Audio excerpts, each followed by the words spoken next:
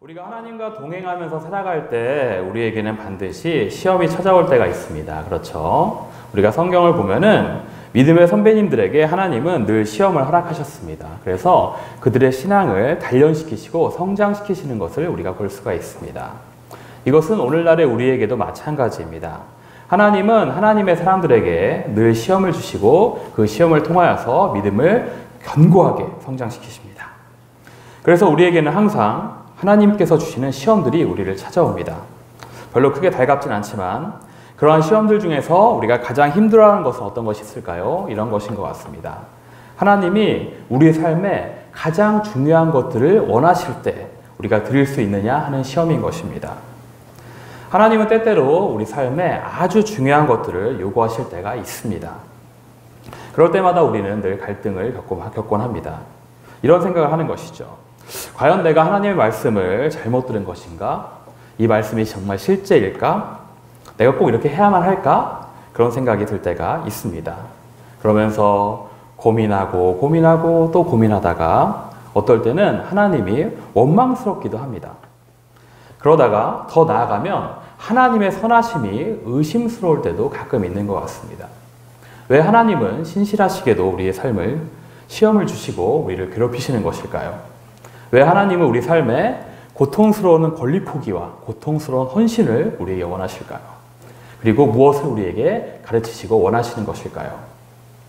오늘은 우리가 모두 다 알고 있는 성경 속의 한 사건을 가지고 이걸 한번 생각해보고 나눠보는 시간을 갖고 싶습니다. 믿음의 조상 아브라함에게 주어졌던 최고의 시험이자 헌신이었던 창세기 22장의 이삭 번제 사건입니다. 오늘 본문에 보면 하나님은 아브라함을 시험하시려고 그에게 이삭을 번제로 바치라고 말씀하십니다. 물론 우리는 이 사건의 결말을 모두 알고 있습니다. 하지만 그 당시 아브라함에게 있어서 이 말씀은 엄청난 충격이었을 것입니다. 여러분, 이삭이 아브라함에게 있어서 어떤 아들입니까? 모든 자식들이 다 귀하겠지만 특히 이삭은 비교할 수 없는 엄청나게 귀한 그런 아들인 것입니다. 아브라함이 사랑하는 아내 사라에게서 자식이 없다가 100세가 넘어서 겨우 낳은 귀한 아들입니다. 하나님의 언약을 기다리다가 지쳐서 실수도 하죠. 그런 너무나도 길고 오랜 기다림 끝에 겨우 얻은 아들이 바로 이삭인 것입니다. 게다가 어떤 아들입니까? 하나님의 크신 계획 가운데 유일한 소망을 주는 그런 아들이었습니다. 이러한 이삭을 번제로 바치라니요. 이것은 굉장히 충격적인 말씀이었습니다. 자, 그런데 여기서 한 가지 우리가 생각해 봅시다. 번제는 무엇일까요? 레위기 1장에 보면 번제에 대해서 자세히 나와 있습니다. 어떤 제사입니까? 제물을 죽이고요. 그 제물의 가죽을 다 벗깁니다. 그런 다음에 각을 뜹니다. 여기서 각을 뜬다는 것은 뼈 마디마디를 자른다는 뜻입니다. 그래서 그 전체를 다 잘라서 전부를 불살라서 하나님께 드리는 제사가 번제인 것입니다. 즉, 이삭을 번제로 드리라는 말씀은 이런 뜻이죠. 아브라함아, 네가 100세에 낳은 아들, 너의 사랑하는 아들 이삭을 죽이고 가죽을 벗기고 뼈 마디마디를 다 잘라서 불태워서 바치거라 라는 말씀인 것입니다. 오, 세상에나 어쩜 이런 일이, 어쩜 그럴 수가. 그런데 이삭을 번제로 드리라는 이 하나님의 명령도 참 놀라운 일이지만 이 말씀에 순종하는 아브라함의 행동이 더 놀랐습니다. 아브라함의 행동을 좀 살펴보도록 하겠습니다. 창세기 22장 3절 말씀을 우리 함께 읽도록 하겠습니다. 22장 3절입니다. 아브라함이 아침에 일찍이 일어나 나귀의 안장을 지우고 말씀을 넘겨주셔야 되는데요. 네, 넘겨주십시오. 괜찮습니다. 네. 살다 보면 그럴 수도 있죠. 아브라함이 아침에 일찍 일어나 나귀의 안장을 지우고 두 종과 그의 아들 이삭을 데리고 번제에 쓸 나무를 쪼개어 가지고 떠나 하나님이 자기에게 일러주신 곳으로 가더니 라는 말씀이 있습니다. 아브라함은 어떻게 했습니까? 아침에 일찍 일어나서 출발했습니다. 하면서 생각을 해봤습니다. 만약에 내가 아브라함이었으면 어떻게 했을까 한번 상상을 해봤습니다. 제가 아브라함이었으면 이렇게 하지 않았을 것 같습니다. 일단 하나님께서 말씀하셔서 순종을 해야겠는데 이것을 실행하기는 너무나도 끔찍한 일인 것입니다. 그래서 만약에 제가 아브라함이었다면 저는 최대한 시간을 끌고 또 끌었을 것입니다. 일단은 오전에 여유롭게 푹 쉬는 것입니다. 왜냐하면 쉬어야지 이게 일을 할 수 있는 힘이 생기죠. 그런 다음에 오후에 돼서야 번제할 나무를 하나씩 고르기 시작합니다. 그리고 아주 천천히 가늘게 하나하나 이 번제할 나무들을 자르기 시작합니다. 그러다가 이제 해가 지는 것이죠. 해가 지면 어떻게 됩니까? 다음 날에 가야지. 다음 날로 미루는 것입니다. 그리고 그 다음 날에 어떻게 합니까? 늦게 일어나는 것입니다. 어제 장작을 너무 팼더니 피곤하다는 핑계로 늦게 일어나는 것이죠. 그런 다음에 이 장작을 지고 갈 나귀를 아주 꼼꼼하게 까다롭게 고릅니다. 근육이 괜찮은지 튼튼한지 그리고 음식은 잘 먹었는지 나귀를 천천히 고르는 것입니다. 그런 다음에 같이 갈 종들도 아주 천천히 여유를 가지고 최대한 시간을 부리면서 시간을 끄는 것입니다. 그리고 4절 말씀에는 이 아브라함이 출발한 지 3일 만에 도착하였다고 나와 있습니다. 그런데 3일 만에 바로 가는 것보다 여기저기 돌아가면서 천천히 가는 것입니다. 이렇게 시간을 끌면서 무엇을 기다립니까? 혹시 하나님의 명령이 바뀌진 않을까 기대하면서 기다리는 것이죠. 또 눈치를 살살 보는 것입니다. 그러다가 하나님이 야 됐다 이제 그만해라 말씀하시면 그렇군요 주님 감사합니다 하면서 기도하는 것이죠. 그런데 아브라함은 저와 같이 잔꾀를 부리지 않았습니다. 아브라함은 어떻게 합니까? 바로 나무와 나귀와 종들을 챙겨서 아침 일찍 출발해서 3일 만에 그 장소에 도착하는 것입니다. 그리고 아브라함은 도착해서 어떻게 합니까? 아브라함은 종들을 두고 이삭만 데리고 가기 시작합니다. 창세기 22장 5절 말씀을 함께 보도록 하겠습니다. 네, 함께 읽겠습니다. 이에 아브라함이 종들에게 이르되 너희는 나귀와 함께 여기서 기다리라. 내가 아이와 함께 저기 가서 예배하고 우리가 너희에게로 돌아오리라 하고.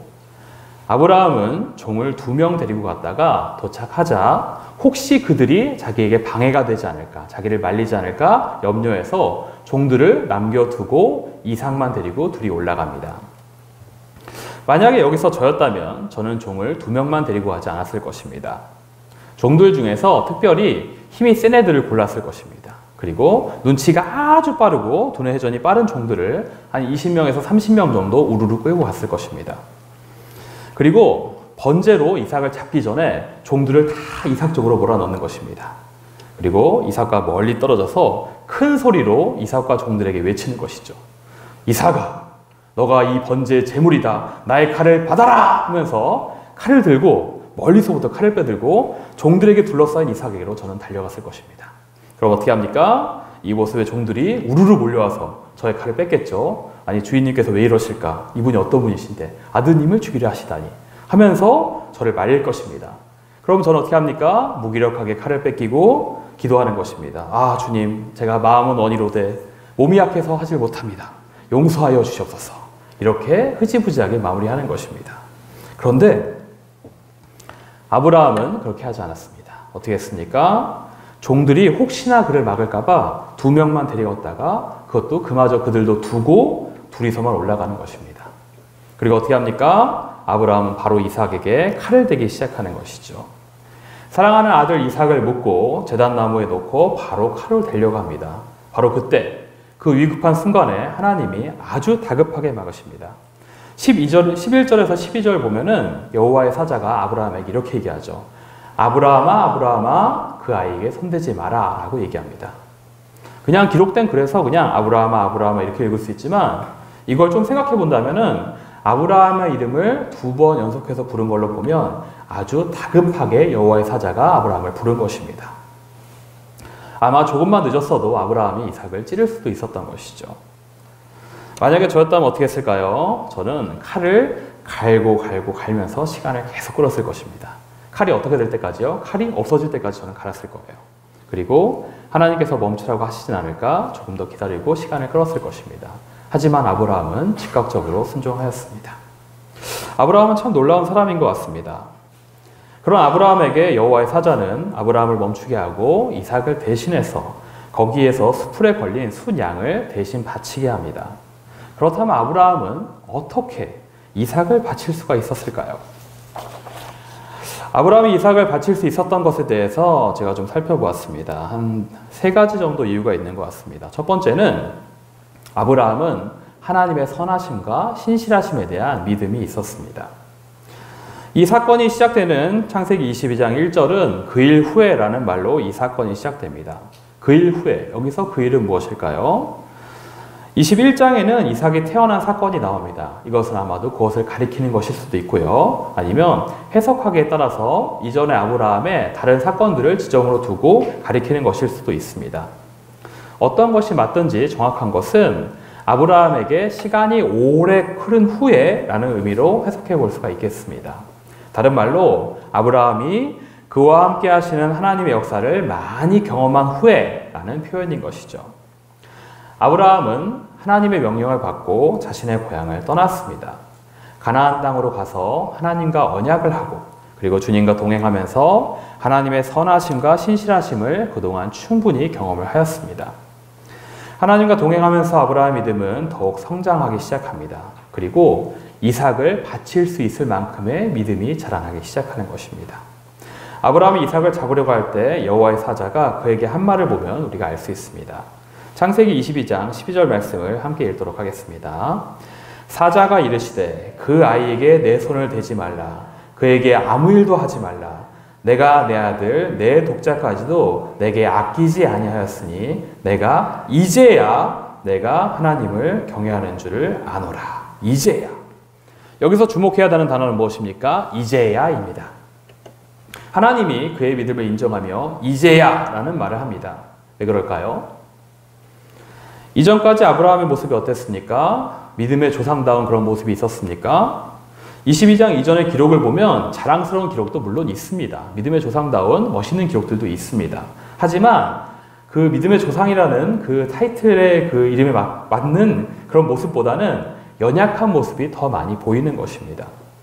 창세기 12장에 어떤 내용이 나옵니까? 약속의 땅으로 갔지만 기근으로 애굽에 내려갑니다. 거기서 뭐합니까? 사라를 자신의 누이라고 속이다가 바로 왕에게 빼앗깁니다.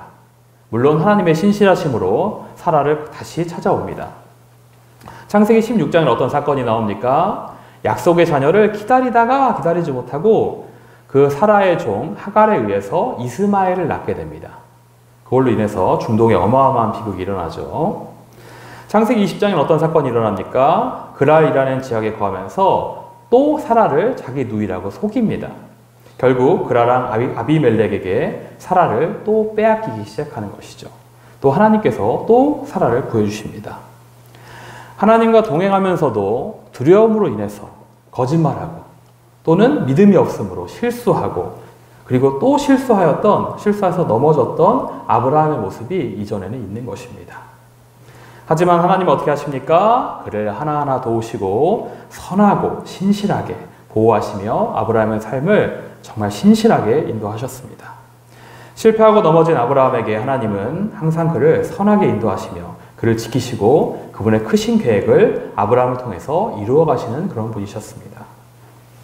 그러한 하나님이 지금의 이 이해가지 않은 명령도 하셨지만 아브라함은 그동안 자신을 인도하셨던 하나님의 그 성품에 기인해서 이 명령을 받아들일 수 있었던 것입니다. 여러분, 하나님이 우리 삶에 어떤 분이십니까? 그리고 우리가 경험한 그 하나님의 성품대로 하나님은 우리의 삶을 변함없이 인도하고 계십니다. 그러한 하나님을 믿으시기 바랍니다. 두 번째, 아브라함은 하나님께 소망을 두었습니다. 아브라함은 바랄 수 없는 상황 가운데 이삭을 얻었습니다. 인간의 육체로 불가능한 나이의 부부가 아이를 낳은 것입니다. 이것은 무엇입니까? 소망의 하나님이 아브라함에게 기적을 행하신 것입니다. 무엇을 위해서 기적적으로 아들을 주신 것입니까? 단순히 아브라함의 가계를 잇고 족보를 잇는 것입니까? 그 정도 수준이 아닌 아브라함의 후손을 통한 하나님의 제사장이 되는 이스라엘 민족을 일으키시기 위해서 이삭을 주신 것입니다. 하나님은 아브라함에게 사라에게서 낳은 아들이 약속하신 민족을 이룰 것이라고 약속하십니다. 하나님 나라의 크신 계획 가운데 이삭을 주신 것이죠. 창세기 17장 19절 말씀을 함께 읽도록 하겠습니다. 하나님이 이르시되 아니라 내 아내 사라가 내게 아들을 낳으리니 너는 그 이름을 이삭이라 하라. 내가 그와 내 언약을 세우리니 그의 후손에게 영원한 언약이 되리라. 그렇죠. 이삭은 단순히 아브라함의 아들뿐만이 아닌 하나님 나라의 소망이었습니다. 그런데 그 위대한 계획과 소망을 하나님이 이제는 바치라고 하십니다. 이것은 인간의 이성으로는 도저히 이해할 수가 없습니다. 자신에게 소망을 주신 하나님이라면 이런 말씀을 하실 수 없는 것이죠. 하지만 인간의 노력으로 얻은 아들이 아닌 하나님의 은혜로 얻은 아들입니다. 그러한 이삭을 바치라는 하나님의 뜻은 잘 모르겠지만 하나님은 그에게 다시 소망을 주실 그런 분이십니다. 그렇기 때문에 그는 주저하지 않았습니다. 아브라함은 이삭에게 소망을 두지 않았습니다. 그의 소망은 어디 있습니까? 오직 하나님께 달려 있었습니다. 여러분, 우리의 소망을 어디에 두고 있습니까? 우리의 자녀들에게 두고 있습니까? 우리의 어떠한 소유에 두고 있습니까? 우리가 가진 영원하지 않은 것에 우리의 소망을 두고 있습니까? 이제는 그 소망을 영원하신 하나님께 그리고 영원한 하나님 나라에 소망을 두시기 바랍니다. 세 번째, 아브라함은 하나님을 사랑했습니다. 그는 이삭보다 더 하나님을 사랑하였습니다. 사랑하는 하나님의 말씀은 이 아브라함의 삶의 가장 큰 우선순위였습니다. 하나님을 사랑하였기에 그리고 하나님의 말씀이 가장 큰 우선순위이기에 그는 자신이 100살이 넘어서 낳은 정말 소중한 그런 아들일지라도 사랑하는 하나님의 말씀이라면 순종하여 내어놓을 수 있었던 것입니다. 그가 이삭을 아무리 사랑해도 그는 하나님을 더 사랑하는 그런 사람이었습니다. 아브라함은 이렇게 하나님에 대한 믿음과 소망과 사랑을 가진 그런 사람이었습니다. 그러기에 믿음과 소망과 사랑을 가질 때 시험을 이기고 승리하였던 것입니다. 그리고 믿음의 조상이 되었던 것이죠. 그런데 여러분, 마지막으로 이 이야기가 아브라함에게만 초점이 맞춰져 있지만 우리가 이 사건의 이면을 보면 자세히 생각하면 하나님의 시험을 이긴 진짜 주인공은 따로 있습니다. 그가 누구입니까? 아브라함의 아들, 제물로 바쳐진 이삭입니다. 아들 이삭의 순종과 헌신이 이 사건의 이면에 깔려져 있습니다. 여러분, 세상에 어느 누가 자기를 칼을 들고 죽이려고 하는데 순순히 있겠습니까? 세상에 누가 자기를 묻고 제물로 바치려는데 가만히 있겠습니까? 하지만 이삭은 어떻게 했습니까? 순순히 아버지에게 묻기고 번제로 드려지려고 아브라함의 칼을 받은 것입니다. 그렇다면 혹시 이삭은 그 당시에 어린아이여서 철모르는 아이여서 아무것도 모르고 힘이 약해서 반항할 수가 없었던 것일까요? 창세기 22장 6절 말씀을 함께 보도록 하겠습니다.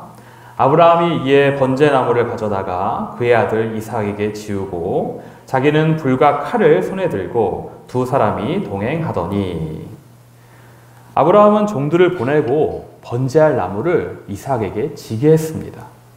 만약 이삭이 정말 철모르는 어린아이라면 아브라함을 대신해서 그 나무들을 질 수 있었을까요? 아닙니다. 이삭은 노쇠한 아브라함 대신 짐을 당연히 질 수 있는 당당한 장정이었던 것입니다. 그러한 장정이 아브라함에게 순순히 묶였습니다. 번제를 한다는데 재물은 없습니다. 종들은 다른 곳에 보내버렸습니다. 아버지는 나를 지금 묻고 있습니다. 눈빛이 이상합니다. 이삭은 이미 알고 있었던 것이죠. 아브라함의 심각한 태도를 보면서 아마도 자신이 재물이라는 것을 눈치채고 있었을 것입니다.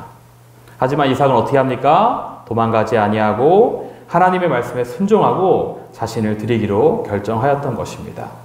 믿음의 아버지 아브라함의 아들답게 이삭도 믿음의 아들이 되었던 것입니다. 사랑하는 여러분, 여러분의 자녀들이 하나님 앞에서 신실한 믿음을 가지길 원하십니까? 가장 좋은 방법은 무엇일까요? 바로 나 스스로가 하나님 앞에서 신실한 믿음을 가지면 됩니다. 그리고 그 모습을 보여주면 되는 것입니다. 자녀들은 부모님의 모습을 보면서 자연스럽게 그 신앙을 배우고 따라하게 되어 있습니다. 이렇게 아브라함과 이삭의 헌신과 순종을 통해서 하나님은 그들의 믿음을 인정하십니다. 그리고 그들을 통해서 하나님의 크신 역사를 이루어 가시는 것입니다. 헌신의 시험을 주시면서 하나님은 하나님의 사람들을 성장시키시고 그들을 통해서 하나님 나라의 선하신 계획을 열어가십니다. 선하신 하나님의 시험을 통과하여서 승리하고 믿음의 성장을 이루고 하나님 나라의 역사에 크게 쓰임받는 여러분들이 되시길 바랍니다. 아멘. 이렇게 여기서 설교가 마무리되면 참 좋을 것 같습니다. 하지만 마지막으로 한 번 더 생각해 보게 됩니다. 저는 성경을 읽으면서 이 본문을 여러 번 살펴봤습니다. 설교도 해본 적이 있습니다. 가르치기도 하고 묵상도 많이 하였습니다. 그런데 그 전에는 한 번도 깊이 있게 심각하게 이 본문을 본 적이 없습니다. 알고 있는 당연한 결말을 보고 당연한 적용을 하며 저는 이 본문을 다루었습니다. 그런데 얼마 전부터 이 본문이 저에게 상당히 심각하게 다가오기 시작했습니다. 왜 그럴까요? PPT 한 장 넘겨주시겠어요? 지난달 8일 저의 딸 김다연 양이 태어났습니다. 제가 밤에 잠을 잘 못 자고 있습니다. 네. 하지만 저의 눈을 바라보는 이 다연이의 눈을 볼 때면 저는 행복합니다. 제가 아빠가 되어가고 있습니다. 분유도 먹이고 트름도 시키고 잠도 재웁니다.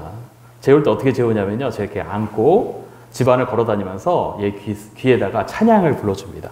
그런데 찬양을 불러주면은 이 녀석이 스르르 잠이 듭니다. 너무 이쁜 거예요. 너무 행복하죠. 이 아이를 볼 때마다 사랑스럽고 너무 귀합니다. 저희 아내는 하루에도 몇 번이라도 울면서 하나님께 감사 기도를 드리고 있습니다. 이 아이가 태어나서 이 아이를 키우던 중에 이런 생각이 들었습니다. 나도 이렇게 다연이를 사랑하는데 아브라함은 이삭을 어떻게 대했을까? 차라리 이삭을 제물로 드리느니 아브라함이 스스로 제물이 되어서 죽는 것이 더 마음이 편하지 않았을까? 그런 생각을 해봤습니다. 이 생각을 하다가 갑자기 또 심각해졌어요. 만약에 하나님께서 나에게도 이 아이를 이삭처럼 바치라고 하시면 내가 어떻게 해야 될까? 이 생각이 떠오른 순간 급격하게 마음이 긴장이 되고 저에게 어려움이 찾아왔습니다. 정말 솔직히 말하자면 저는 하나님의 말씀을 전하는 사역자로서 그리고 사람으로서 부끄럽지만 저는 못할 것 같습니다. 저는 이 아이를 제물로 못 드릴 것 같아요. 차라리 제가 제물이 되었으면 제물이 되었지 이 다연이는 못 드립니다. 그런 생각을 하다가 순간 하나님께 분노가 치밀어 올랐습니다. 아무리 하나님이어도 그렇지 어떻게 이런 명령을 내릴 수가 있을까? 사람에게. 이건 좀 아니지. 물론 멈추게 하긴 했어도 이건 진짜 아니지. 그리고 하나님의 선하심이 의심되어서 주님께 따지기 시작했습니다. 주님, 어떻게 그런 명령을 내리실 수 있습니까? 이건 좀 아니지 않나요? 너무 하시는 거 아닙니까? 그러던 중에 하나님의 말씀이 제 마음 가운데 임했습니다. 하나님께서 저에게 이렇게 말씀하시는 것 같았습니다. 너는 다연이를 제물로 못 주지? 그런데 나는 내 아들을 제물로 주었다. 너는 다연이 대신 죽을 수 있지? 그래서 나도 너 대신 죽었다. 성경에 보면 이 창세기 22장의 사건과 비슷한 사건이 4번에 걸쳐서 나옵니다. 어디입니까? 마태복음 27장, 마가복음 15장, 누가복음 23장, 요한복음 19장입니다. 하나님의 아들 예수 그리스도의 십자가 사건일 것입니다. 여기서도 아버지는 아들을 제물로 주었습니다. 그리고 또한 그 아들로 제물로서 순종해서 죽었습니다. 이번에는 하나님이 막지 않으셨습니다. 그 위대한 헌신과 순종으로 우리가 살았습니다. 그 십자가의 대속의 죽음으로 그리고 영광의 부활로 우리가 구원을 받았습니다. 여러분, 많은 시험과 헌신의 시간들이 우리에게 다가올 것입니다. 하지만 여러분, 지치고 힘들 때마다 우리를 위해서 아들을 내어주신 그리고 자녀인 우리를 살리기 위해서 대신 죽으신 하나님의 사랑을 기억하시기 바랍니다. 그래서 우리 또한 우리의 헌신과 순종으로 시험을 이기고 다른 사람들을 살려내는 예수 그리스도의 제자들 그리고 하나님의 자녀들이 되었으면 좋겠습니다.